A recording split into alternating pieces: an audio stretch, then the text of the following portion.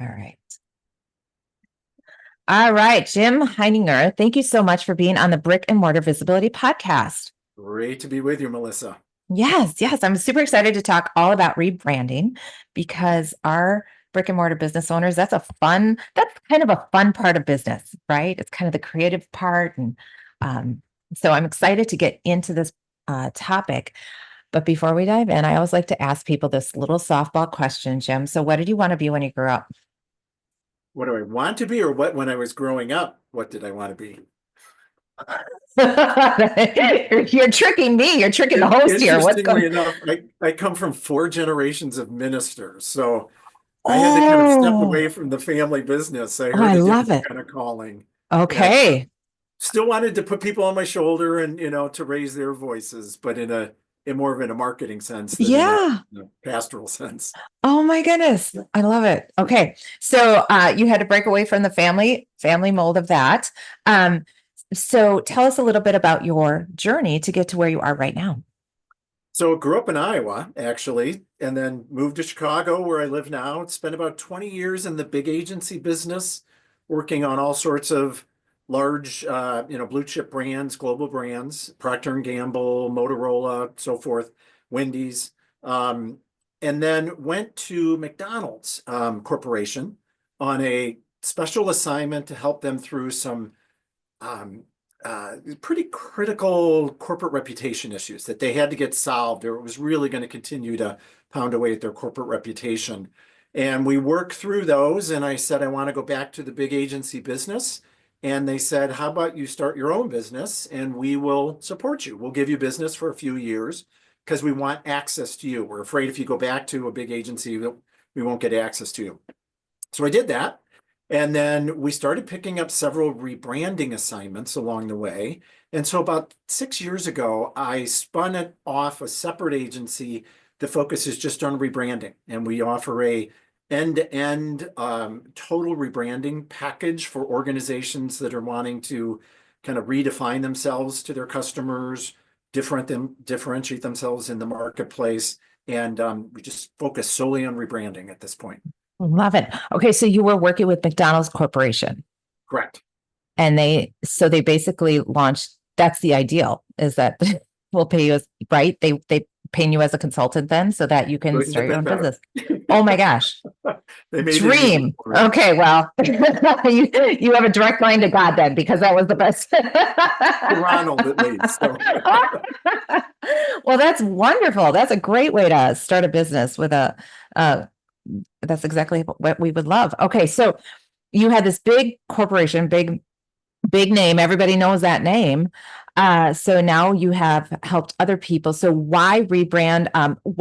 Why, and when? That's a big question. Like, is it a revenue amount? Is it a length of that's a good time? question. Is it a pivot? Like Yeah. what is it?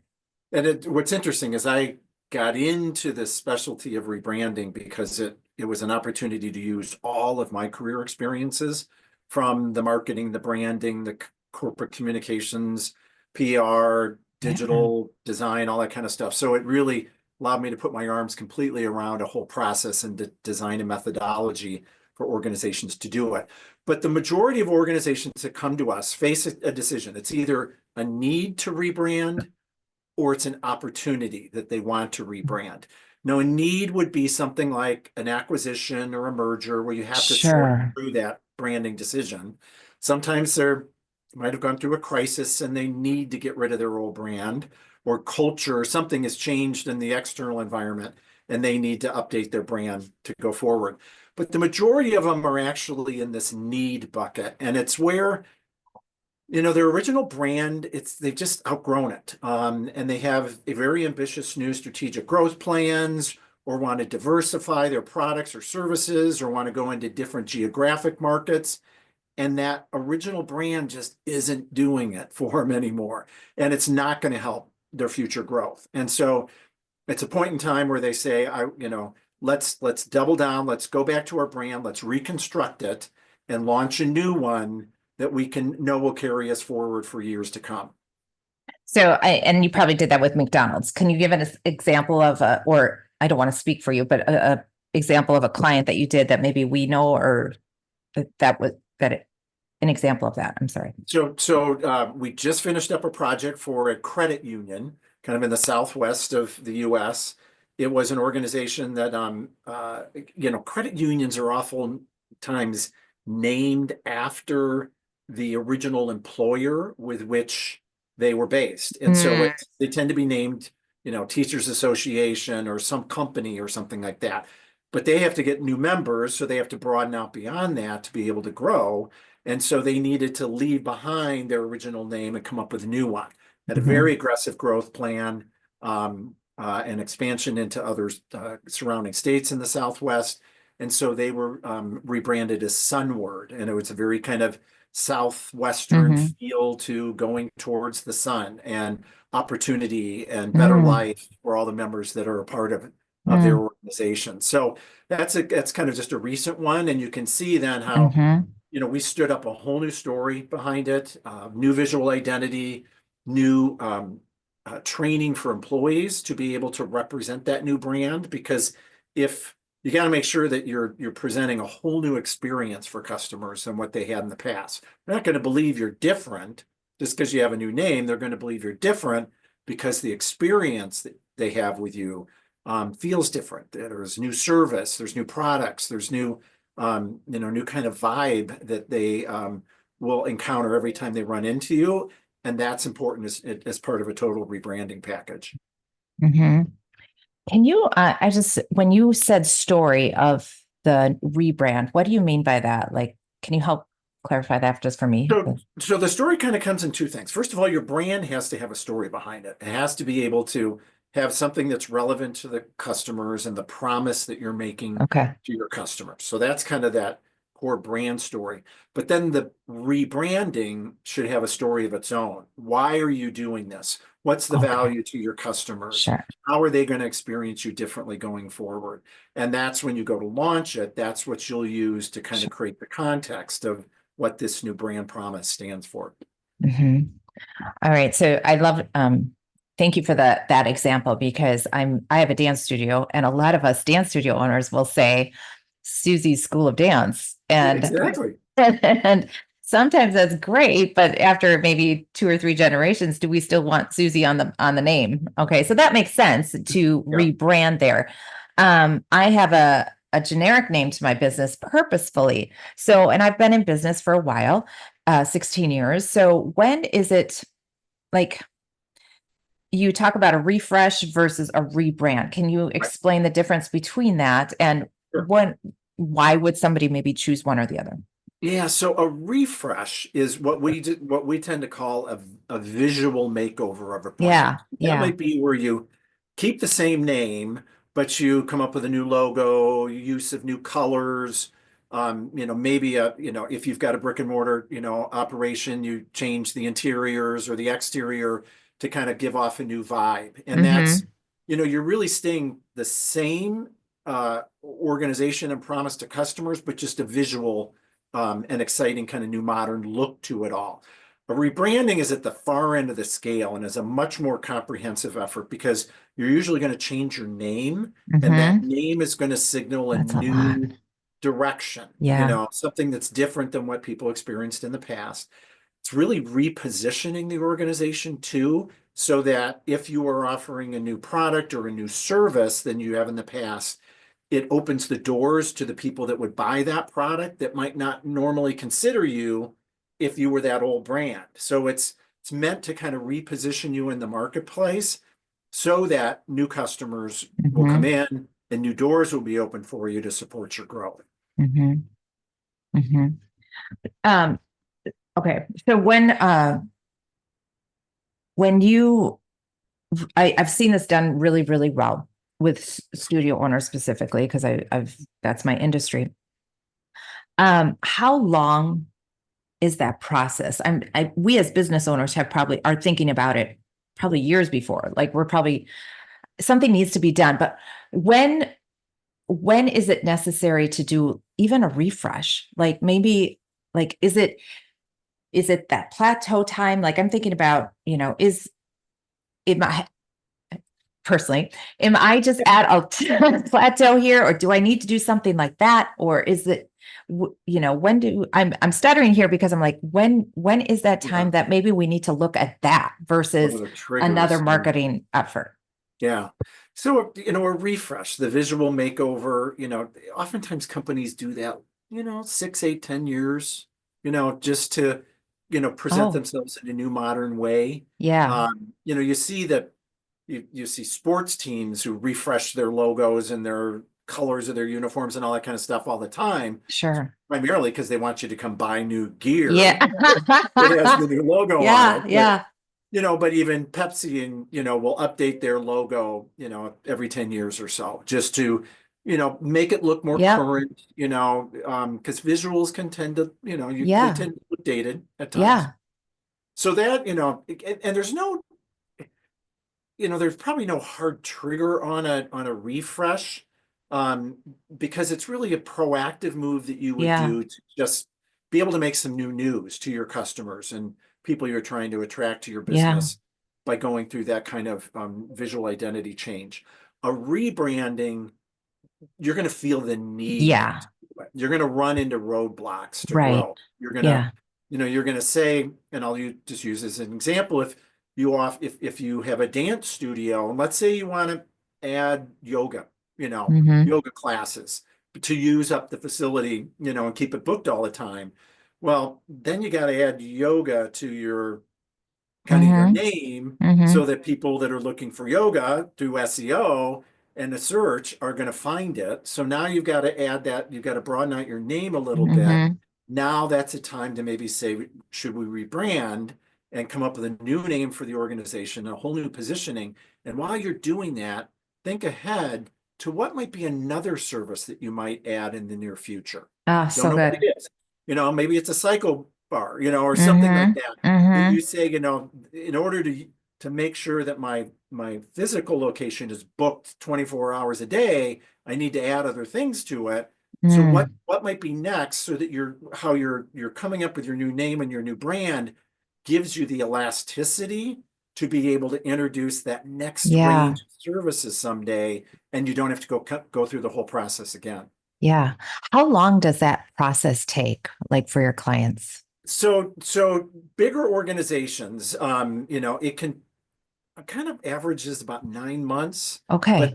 here's the thing that really tends to influence that the most is if you do have a lot of brick and mortar locations, and let's say you've got vehicles that are, branded vehicles that are on the Sure. road or uniforms, but you've got signage that needs to be updated. Those things take a while to Yep. redesign and produce and install, and that tends to contribute to the length of time that Yeah. it takes to do it. So if you're United Airlines and you're rebranding, you have to change every single plane and you have to change every gate, and Mm-hmm. anywhere Yeah.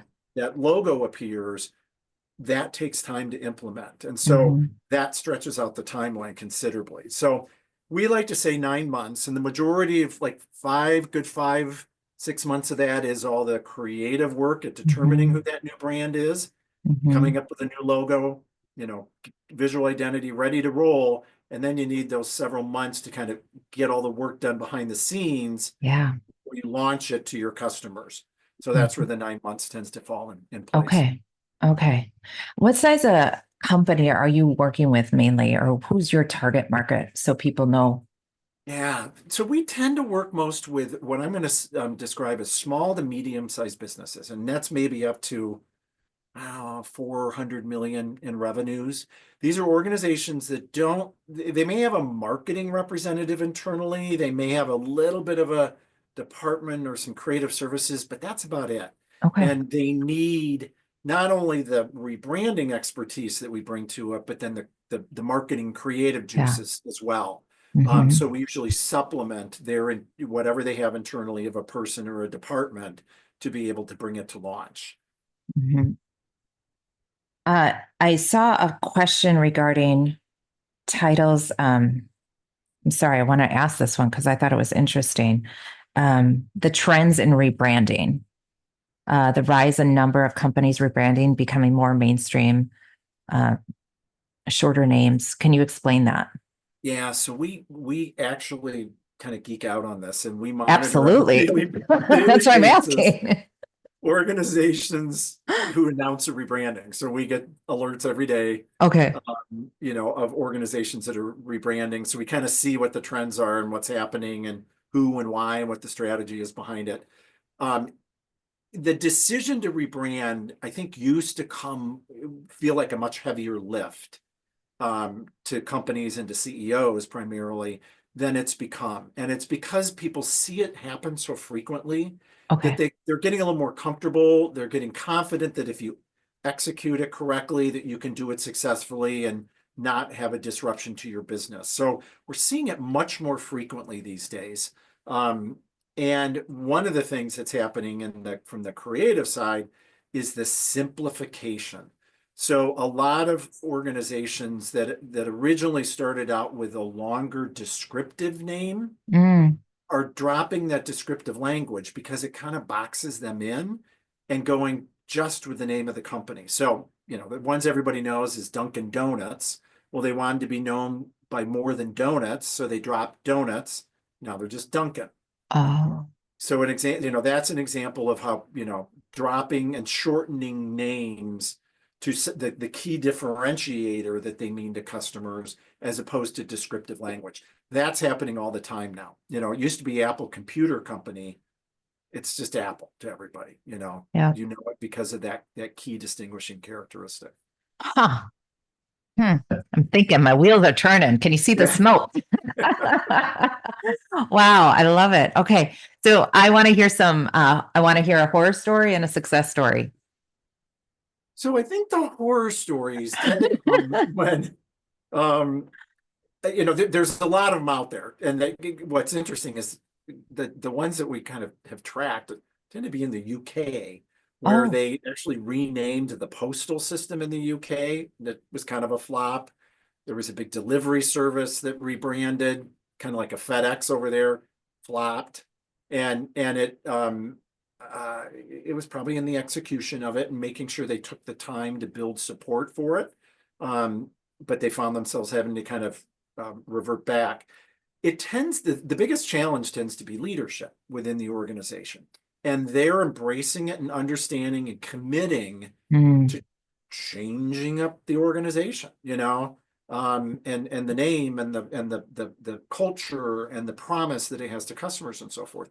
So where we run into kind of uh, hazards is when the leadership thinks they know more than we do. And they start thinking they're calling the shots on the rebranding, and will kind of very yeah. importantly say, no, trust us. We've been through this so many times. We have the methodology down. We're going to go by it step by step because you need to make these decisions, because later you're going to have to do something that needs that decision to ground it. And they Hmm. think they can leap right over all that. And then Sure. they find themselves ready to go to market, and oops, they Yeah. hadn't done critical things that we were advised them to do. And we're Hmm. going to now put it at risk. And we've been known to actually resign a client Yeah. if we get to a point where we say, you're putting this at risk, you're putting it at Yeah. jeopardy. Uh, We don't want to see you fail. And so we're going to step out of this situation and you can take it from here if you want, do yeah. it the way you think you want to do it. Hmm. But keep in mind the following things, if or otherwise you're gonna be creating trouble for yourself. Sometimes they Yeah. do, and we kind of in the back of our heads say, we told you so. Shouldn't have done Right. that. And isn't that a great reminder for us all? I mean, we're all business owners and we're all super passionate about what we do. And we have like kind of tied to, with the outcome, and we we think we know better at times. And the key when we hire somebody is they are the expert and to trust them. And Well, and we built a methodology that represents all the learnings, and we continue to update the methodology as we go through different kinds of experiences as well too. Here's something you need to think about at this point in the process. yeah, Why hire somebody to yeah. do that and then not take advantage of their insights? So Hmm. Hmm. Yeah. Yeah. Easier said than done. Cause I know I've been guilty of questioning the people I hire. I'm like, stop, Melissa. We gotta There's a reason you hired them. There's a reason we hired them. Okay, so tell me So I do have one success story that I'll kind of yeah, I share. want to hear, yeah, hear a It's success a little story. it's a little controversial. Some people may not say that they liked Oh, it, but Facebook, a few years back now was under a lot of pressure. There were, sessions on Capitol Hill about its safety precautions and so mhm, forth. They, as a company, were wanting to get into this, virtual reality, kind of space and create the metaverse. And they rebranded the corporate name to be Meta, and they made Facebook a product brand. mhm. And everybody went crazy and saying, Right. is my Facebook going to change and so forth? No, no, no, no, no. Facebook's going to remain the same, but Meta opens the door to that whole new growth strategy that they had of Hmm. wanting to get into virtual reality. It really was a smart strategic move what they Hmm. did, because if you're going to invest millions or billions in a new growth category, you want to be successful from the start, and you don't want the baggage that Facebook has dragging you down. So let the baggage remain with Facebook and the criticism Hmm. of it, but create a whole new brand that now you can build this Yeah. your own metaverse, and you can coin your own name for it and so forth, and be able to charge ahead and get the leadership role that they did in that. Now, people people find it controversial because they'll say, well, they haven't been all that successful. Yeah, but they wouldn't have been successful if they had tried to do under the name Facebook. So Right, right. Yeah. Okay, so that's another way of um rebranding or creating something above what like you a have. corporate name. Yeah, Yeah. yeah. Yeah. Okay, I Google didn't has think of it. Alphabet, which is now the corporate brand name. Okay. Um, and that's pretty common. That's happening more and more Yeah. as corporations are wanting, they're in their desire to grow, are needing to kind of create new businesses and new business Right. categories. And it's different enough than the original brand that they need to let it go. Come up with a Yeah. new one, separate them out to be different kind of Yeah. products or services. Okay. Huh. That makes total sense. Yeah. Very good. Is there anything else that you would like to share? Think of that shop downtown. My that client, those are my people, the Mhm. chiropractors, the physical therapists, the retail, like anything else you want to say to them on this Well, episode? and as you said earlier too, it was very common when a lot of people opened their businesses that they either named it after themselves, Yeah. or they used a very descriptive name that isn't all that differentiating from other, chiropractors down the street. And Hmm. a rebrand would be an opportunity to kind of level you up above all the competition, to come up with a name or a brand that's about the promise of what you deliver, the outcome of what somebody can experience with you, and then go down the journey of a rebrand. It's one of the reasons, like if you think of dentists, Okay. dentists always used to be Dr. Ogeson, DDS. That's who I went to as a Right. kid. Now, as there's more of these kind of corporate dental practices, whether it's a business, it's not an individual, it's a business, they're going things like magnificent smile, Yep. or things that are lead to the outcome of what an experience with them is going to be. That's People want a magnificent smile. They don't Hmm. want Dr. Ogus and DDS. Yeah. And so that's a good example of how those kind of corporate practices now are using a branding strategy to differentiate themselves from the solo shop owner. That was a great example. Thank you. Mhm. Trying to think about that for when the time comes when we all have plenty of money to go, oh, yay, let's rebrand. Yep. Or I need to spend more money in my business. Let's rebrand. Um, it's so fun because when you do see it done, and a lot of times it's a refresh, that somebody's done really well, and it just go, ooh, I want to walk in there. It makes you want to just go in when it's done Right. really well. And it's Who not knew? just it's Yeah. not just the logo. Like you said, it trickles down to everything. If you have the cars, if you have the logo, if you have the merch, if you have the colors in the facility, the letterhead, all the stuff. Oh, Everything. Yep. yeah, it's not a small little weekend project for sure. So, but super fun to think about and dream about and consider why, like how strategically will this provide more value for everybody, more impact. Yeah, um, exactly. that. So very good. Where can people learn more about you? Where do you want people to go find you? So look us up at rebrandingexperts.com. Mhm. Sign up for our newsletter. We do send out every month with all sorts of best practices on Okay. how to rebrand successfully. And then I would probably say after that, LinkedIn is where you'll find us the most. Mhm. I write for Forbes.com about every month, and we'll Wow. share the stories there, kind of all sorts of different aspects of the rebranding process. Yeah. Very good. Thank you so much, Jim. Thank you for your You bet, time and Jenny. sharing and educating us a little bit on the process and what we can expect when that time is right for us. So thank Great to you. be with you. Very good.